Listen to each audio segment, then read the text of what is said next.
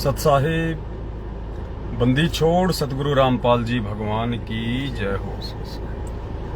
सतसाहिब भाई और बहनों, दया परमपिता परमात्मा की। दास थोड़ा दिन में लाइव आया है, एक छोटा सा संदेश आप सभी भाई बहनों को देना है।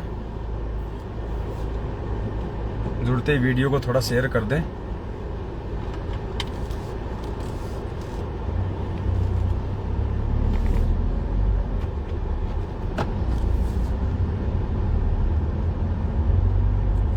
आप सभी भाई बहनों को अच्छे से पता है, आज से 2-3 दिन पहले यानी 8 मई 2022 को जयपुर से हम लुधियाना की सात संगति में गए थे पंजाब में। 7 मई की सात संगति थी और रात्रि को वहाँ पे सात संगति थी। अगले दिन 8 मई को हमारी को दिल्ली सात संगति में जाना था, लेकिन दिल्ली की सात संगति में सतलोक आश्रम मैनेजमेंट हरियाणा ने आके और जो उत्पात मचाया वो वीडियो आप जी को दास ने शेयर कर दिया है, आप सब भाई बहनों को मालूम है। उसके बाद फिर हम झज्जर आ गए थे। झज्जर में सज्जन बहन है जो करोथा कांड के समय से पूज्य गुरुदेव जी से जुड़ी हुई हैं। फिर वहाँ हमने कल दिन में आके परमपिता परमेश्वर जी को भोग लगाया था, छोटी सी सात संगति हुई थी। उसके बाद हम लोग फिर जयपुर के लिए रवाना हो गए थे। और दिल्ली की सात संगति में काफी भाई बहनों को चोटें भी आई हैं, क्योंकि इन लोगों ने बाहरी लोगों का सहयोग लेके उनको शराब वगैरह पिला के और भक्तों की पिटाई करवाई थी सतसेवकों की, सतलोक आश्रम मैनेजमेंट हरियाणा वालों ने। आज सुबह सुबह दास के पास में झज्जर से सजन बहन का फोन आया और आधा घंटे तक बहन रोई है। बहन ने बताया कि जब दासी सुबह नित्य नियम कर रही थी तो परमपिता परमेश्वर जी जो है प्रकट हुए मालिक, क्योंकि पुण्यात्माओं हमें कोई शंका नहीं होनी चाहिए, कोई संकोच नहीं होना चाहिए। ये परमात्मा जिन्हें हाड़ मास की देह में दिखाई देता है वो मूर्ख प्राणी है। परमात्मा कहते हैं देही को सतगुरु कहे यो तो धुंधर ज्ञान, और 4 दाग आवे नहीं वाको सतगुरु जान। ये सौद स्वरूपी परमात्मा है सतगुरु रामपाल जी भगवान। तो परमेश्वर सुबह माई के वहां पे जो है प्रकट हुए। जैसे परमात्मा जिंदा महात्मा जी के रूप में धर्मदास जी के पास प्रकट हुए, नानक जी के लिए बेई नदी पे प्रकट हुए। ये वही परमात्मा है, हम इसको कोई दूसरा करके ना जाने। ये तो इसकी अपनी मौज है, अपनी मर्जी है कि ये क्या रूप धारण करता है, कौन से समय में, किस युग में, किस संत के रूप में आता है, क्योंकि ये अनंत कलाओं का भगवान है। ये कितने भी रूप बना सकता है।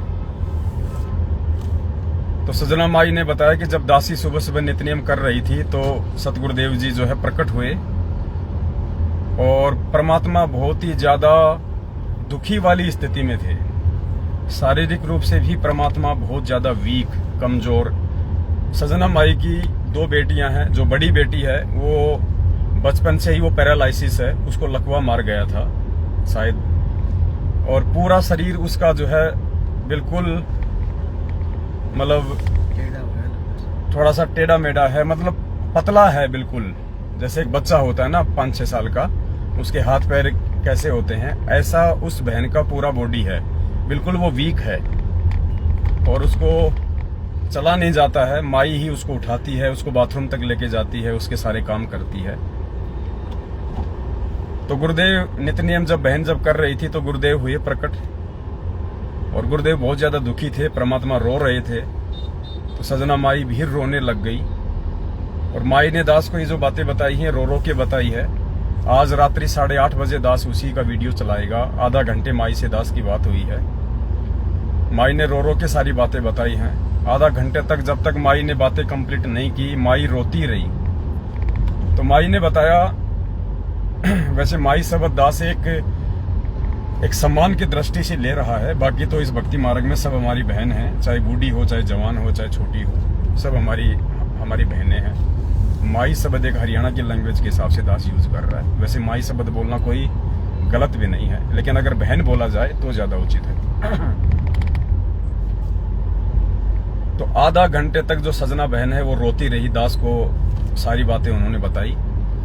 और गुरुदेव ने कहा कि बेटा जैसे तेरी ये बेटी है ना, देख इन लोगों ने मेरी ये हालत कर दी है यहाँ जेल में। और बेटा शारीरिक रूप से मैं बहुत ज़्यादा दुर्बल हो चुका हूँ। मुझे इन लोगों ने बहुत ज़्यादा दुखी कर दिया।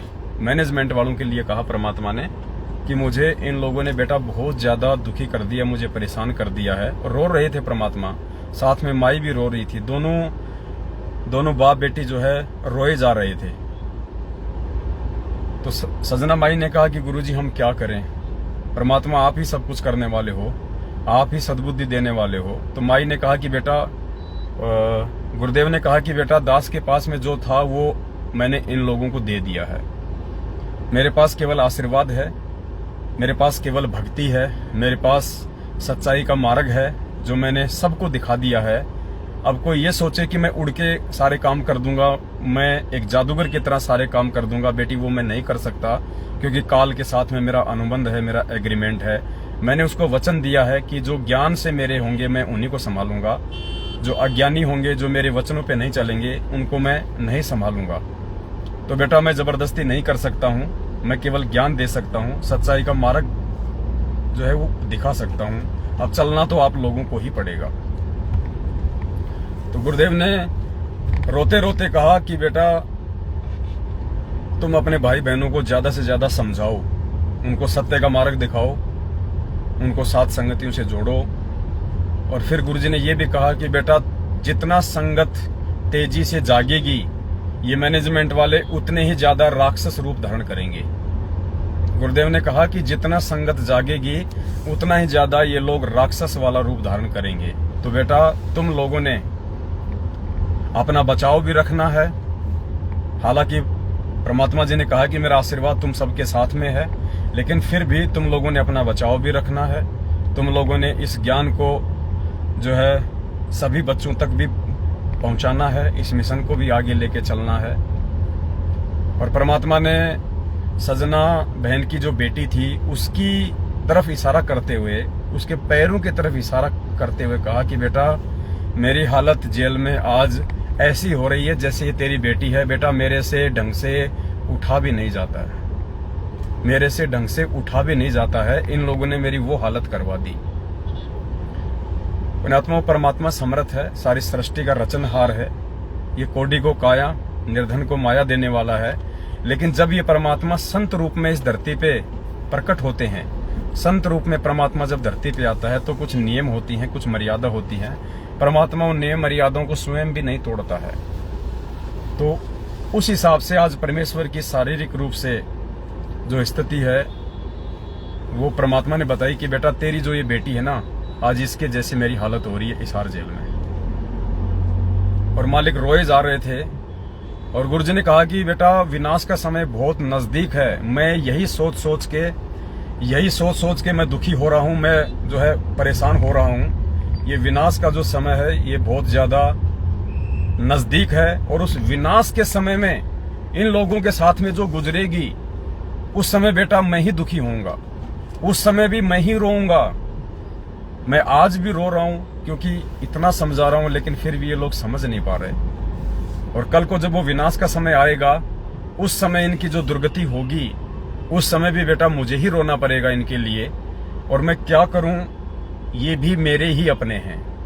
गुरुदेव ने कहा कि ये मैनेजमेंट वाले भी मेरे ही जो है बेटा बेटी हैं, लेकिन मैं क्या कर सकता हूं, मैं समझा सकता हूं। और ये मान नहीं रहे। तो माई ने कहा कि परमात्मा आप इनको सद्बुद्धि दो, परमात्मा आप ही इनको समझा सकते हो। तो गुरुदेव ने रोते हुए कहा कि बेटी ये नहीं समझने वाले, ये लोग पूरी तरह से काल प्रेरित हो चुके हैं। बेटा ये अब नहीं समझने वाले हैं, इनका तो टूटना ही जो है अंत है, इससे पहले इनका कोई अंत नहीं है। इनके अंदर समझने की कोई जो है गुंजाइश नहीं है। तो माई ने कहा कि परमेश्वर फिर हम क्या कर सकते हैं मालिक, हमसे जो बन रहा था, हम जो कर सकते हैं परमात्मा वो हम कर रहे हैं। हम साथ संगतियां रखवा रहे हैं, हम जा के भाई बहनों को समझा रहे हैं। तो गुरुदेव ने कहा कि बेटा मैं इसलिए रहा हूं कि मेरे भक्तों के ऊपर जो मार पड़ती है ना, वो मेरे भक्तों पे नहीं पड़ती। गुरुजी ने माई को कहा कि बेटा वो मार मुझे लग रही है, वो चोटें बेटा मुझे लग रही है यहाँ पे हिसार जेल में। और गुरुजी रो रहे थे लगातार आधा घंटे। माई ने कहा कि गुरुजी ने रोते रोते ही मेरे से सारा संवाद किया। गुरुजी ने कहा कि बेटा वो चोटें ये लोग भक्तों को नहीं मार रहे, ये चोटें वो लोग मुझे मार रहे हैं। रो रहे थे परमात्मा और कहा कि बेटा जितना हो सके अपने भाई बहनों को समझाओ, उनको सत्य के मार्ग पे लेके आओ। और परमात्मा ने ये भी कहा कि बेटा ये लोग नहीं समझेंगे, ये लोग बिल्कुल भी नहीं समझ सकते। गुरुदेव ने कहा कि जैसे मैं 27 साल से मैं सत्य ज्ञान का प्रचार कर रहा हूं और मैं कोशिश कर रहा हूं कि जितने भी जो संत महात्मा हैं ये लोग समझ जाएं। ये लोग अगर मेरी बात को समझ जाएंगे तो इनके पीछे लाखों करोड़ों की संख्या में जो भोले भगत हैं वो अपने आप समझ जाएंगे। तो परमात्मा ने कहा कि बेटा जैसे वो साधु संत नहीं समझे, लेकिन उनके पीछे लगी हुई संगत धीरे धीरे समझ रही है। तो मालिक ने कहा कि ये मैनेजमेंट वाले जो हैं ये नहीं समझ सकते हैं बेटा, ये सही रास्ते पे नहीं आ सकते हैं, क्योंकि काल ने इनको पूरी तरह से इनको जकड़ लिया है। लेकिन इनके पीछे जो भोला भगत समाज है वो समझ सकता है, उनके अंदर समझने की गुंजाइश है, एक उम्मीद है। तो तुम अपने भाई बहनों को समझाओ ज्यादा से ज्यादा। पुण्यात्मा ये हकीकत है। माई ने आधा घंटे रो रो के वो रिकॉर्डिंग दास 8:30 बजे आज रात को, दास का जो फेसबुक पेज है पवन दास इज लाइव, उसके पास रात को उस पे लाइव चलेगा। आप सभी भाई बहन रात्रि 8:30 बजे लाइव जुड़ना और हम अपने परमपिता परमात्मा की जो आंतरिक जो व्यथा है उसको हम समझें। और एक बात और कही थी, माई ने बताया कि गुरुजी ने कहा कि बेटा, रोते रोते कहा परमात्मा ने कि बेटा क्या अब की बार भी मैं खाली हाथ ही जाऊंगा? क्या अब की बार भी मुझे खाली हाथ ही जाना पड़ेगा? रोते रोते कहा परमात्मा ने, क्या अब की बार भी मैं खाली हाथ ही जाऊं यहाँ से? इसका मतलब पुण्यात्मा अभी तक कोई एक भी आत्मा पूरी संगत में पूरी तरह से सतलोक जाने के लिए तैयार नहीं है। हम प्रोसीजर में हैं सारे, हम अभी भगत नहीं बने। अगर हम सत्सेवकों में भी यदि कोई एक भी ऐसी आत्मा होती जो वास्तव में आज गुरु जी को पूरी तरह से, जो उनको परमात्मा मान के और अपने सतलोक जाने के लिए जो तैयार हो, तो भी परमात्मा शायद ये बात ना कहते कि क्या मुझे खाली हाथ ही जाना पड़ेगा। क्योंकि गुरुदेव ने कहा है सत्संगों में कि जब भी ये परमात्मा इस धरती पे आता है, जिस भी समय, और मालिक कहते हैं कि यदि एक आत्मा भी मेरे ज्ञान को अच्छे से समझ के और मेरे साथ सतलोक जाने के लिए तैयार हो जाए तो मेरा मिशन, मैं अपना जो मेरा जो मिशन होता है मैं उसको सफल मानूं। लेकिन यहाँ से कोई जाने को तैयार ही नहीं होता। तो परमात्मा ने आज जो ये बात कही है, ये हम सत्सेवकों के लिए भी एक बहुत बड़ा मतलब एक सोच का विषय है कि पुण्यात्माओं, हम भी अभी तक सतलोक जाने वाली कैटेगरी में नहीं हैं। हमने भी अपने अंदर बहुत सारे जो है परिवर्तन करने पड़ेंगे। जो भाव, जो श्रद्धा, जो समर्पण एक शिष्य का अपने सदगुरु के प्रति होना चाहिए, शायद हम सत्सेवकों में भी नहीं है। वरना परमात्मा ये बात ना कहते कि बेटा अब की बार भी क्या मुझे खाली हाथ ही जाना पड़ेगा। तो भाई और बहनों, हमारा जो प्रथम जो मकसद है वो है परमात्मा जी की भक्ति, अपना आत्म कल्याण, और उसके बाद पुण्यात्माओं अपने भाई बहनों को समझाना जो भटके हुए हैं। तो हम कोशिश करें सभी भगत भाई बहन ज्यादा से ज्यादा भाई बहनों तक ये वीडियो हम पहुंचाएं, उनको सच्चाई से हम रूबरू करवाएं। और परमेश्वर को जो एक पक्ष है संगत का मैनेजमेंट, उन्होंने तो मालिक को दुखी किया ही किया है, उनको परेशान किया ही किया है। लेकिन पुण्यात्माओं, कम से कम आप और हम सत्सेवक एक उम्मीद हैं उस परमपिता परमात्मा की। हम एक ज्योत हैं उस परमपिता परमेश्वर के लिए। वो परमात्मा ये समझते हैं कि भाई है कुछ आत्माएं जो मेरे साथ में सतलोक जाने के लिए तैयार हैं।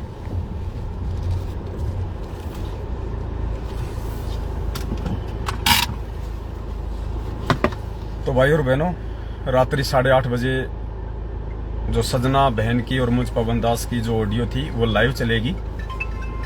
आप सभी भाई बहन रात्रि 8:30 बजे लाइव जुड़े। उस वीडियो को आप ज़्यादा से ज़्यादा आप शेयर करें और पुण्यात्माओं हम आगे बढ़ें इस मार्ग में। देखो, संघर्ष हमारे परमात्मा कर रहे हैं, संघर्ष हमको भी करना पड़ेगा और बिना संघर्ष के हम परमात्मा को प्राप्त नहीं कर सकते। और ये निश्चित है, और परमात्मा ने भी संकेत किया है कि वो विनाश का समय बहुत ही जल्दी आने वाला है। जब माई ने दास को ये बात कही कि गुरुजी ने कहा कि बेटा उस विनाश के समय में मैं क्या करूंगा, मैं कैसे इनको बचाऊंगा, उस समय रोएंगे, ये चिल्लाएंगे और उस समय भी मुझे दुखी होना पड़ेगा, मुझे रोना पड़ेगा इनके लिए। तो दास ने माई को कहा कि माई बात बिल्कुल सही है, 2.5-3 साल ही बड़ी मुश्किल से बचे हुए हैं। अभी आ रहे हैं भैया, आ रहे हैं।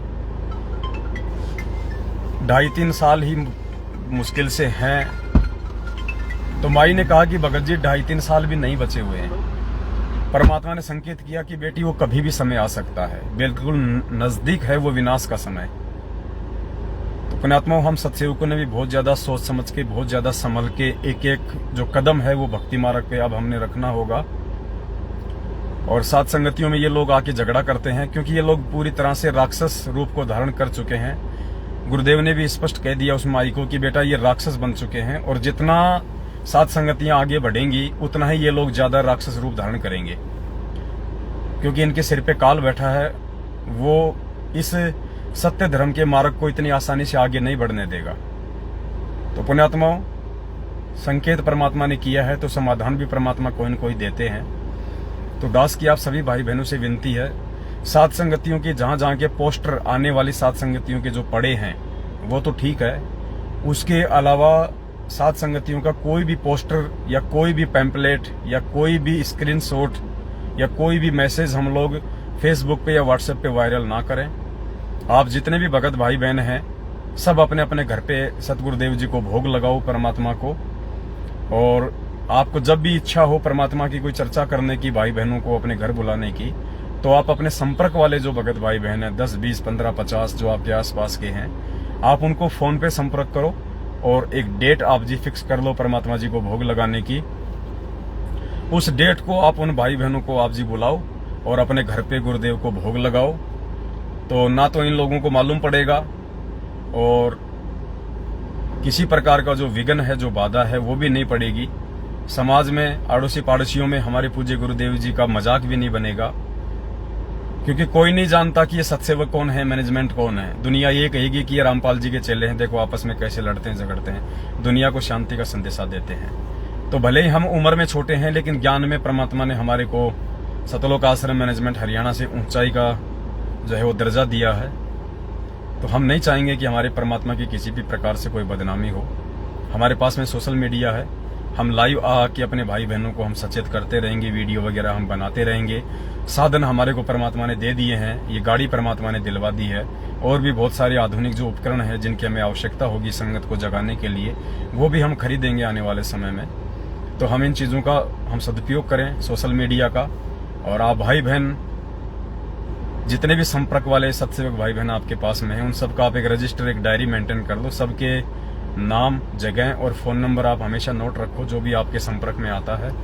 और नेक्स्ट टाइम जब भी आपको साथ संगति करनी हो, परमात्मा जी को भोग भंडारा लगाना हो, तो आप अपने भाई बहनों को मोबाइल से सूचित करो जिसकी आगे कोई सूचना ना हो। और 2 आप 5 भाई मिल जाओ, चाहे आप 10 हो, चाहे 20 हो, चाहे 4 भाई बहन हो या अपने परिवार के मेंबर हों, आप इस प्रकार से आप परमात्मा जी को भोग लगाएं। वैसे तो भोग परमात्मा जी को दास के घर पे तो रोज ही लगता है। सुबह सुबह थोड़ा सा हलवाराम का प्रसाद बना लिया जाता है, थोड़ा थोड़ा हल्का सा। सुबह सुबह परमात्मा को छोटी भोग की आरती के साथ रोज भोग लगता है। पिछले 2-3 महीने से परमात्मा ने दया बख्श रखी है। पहले पिछले 2 साल से परमात्मा जी को हर सप्ताह भोग लगता था, अब रोज भोग लगता है परमात्मा को थोड़ा थोड़ा हलवाराम का। और बाकी भंडारे का तो लगता ही है छोटी आरती के साथ में, सुबह दोपहर शाम। आप भी यही प्रक्रिया अपनाओ। आप यदि रोज हलवाराम नहीं बना सकते, रोज भोग नहीं लगा सकते, कोई बात नहीं है। आपके घर में जो भोजन बनता है आप उसको परमात्मा के दरबार के आगे लग के आप जी छोटी आरती कर दो। और हलवाराम जैसे आपने सप्ताह में बना लिया या 15 दिन में आपने हलवाराम का भोग लगाया, तो आप जी बड़ी आरती के साथ अपने घर पे परमात्मा जी का हलवाराम के साथ भोग लगाओ। और साथ संगतियां आपके जो संपर्क वाले भाई बहन हैं 10-5, आप उनको बुलाओ, शाम के टाइम पे बुलाओ आप उनको, इसकी वजह शाम को आ जाओ और शाम को मालिक को भोग लगा के फिर रात्रि में अपनी साथ संगति करो 12-1 बजे तक। उसके बाद अपना आराम करो। तो फिलहाल तो हमारे को यही प्रोसीजर अपनानी पड़ेगी। इससे साथ संगतियां भी तेजी से आगे बढ़ेंगी। क्योंकि मान लो जी अब जैसे जयपुर में साथ संगति है, हमने मैसेज डाल दिया, कोई बिहार से आ रहा है, कोई पंजाब से आ रहा है, तो एक हमारे भगत भाइयों का एक समय भी बचेगा और जो दूर दराज के भाई बहन किसी कारणवश, चाहे उनके पास समय की कमी हो, चाहे उनके पास में पैसे की कमी हो, जो दूर की साथ संगतियों में नहीं आ सकते हैं, तो वो भाई बहन आसपास की साथ संगतियों में शामिल हो जाएंगे। तो इससे भगत और ज्यादा जुड़ेंगे, ये मिशन और ज्यादा जो है तेजी से आगे बढ़ेगा। तो कुछ वो तरीके हम अपनाएं जो परमात्मा हमारे को सद्बुद्धि देके हमारे से लागू करवाना चाहते हैं। तो अब आगे कोई भी साथ संगति जिसने भी रखवानी हो, तो वो सबसे पहले तो मर्यादाओं का ध्यान रखे। जिस घर में मर्यादा नहीं होगी, आप यकीन मान के चलना वहां पे विघ्न आएगा, और जिस घर में मर्यादा होंगी वहां पे साथ संगति में कोई विघ्न नहीं आएगा।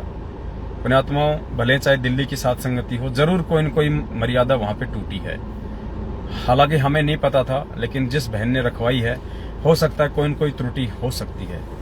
अन्यथा ऐसा नहीं हो सकता कि आरती के बीच में ये लोग और भगतों के साथ में मारपीट शुरू कर दें। आरती के बीच में, भोग आरती के बीच में मारपीट शुरू नहीं हो सकती। हम भी लुधियाना गए थे, आराम से साथ संगति हुई है, कोई दिक्कत नहीं हुई। वो वीडियो अब लाइव चलेगा रात को, सजना माई की ऑडियो के साथ में ऐड किया है, वो रात को लाइव चलेगा 8:30 बजे। तो जो भी भाई बहन साथ संगति रखवाए, वो पहले अपना आकलन कर ले, कहीं परमात्मा का उल्टा दोषी ना हो जाए।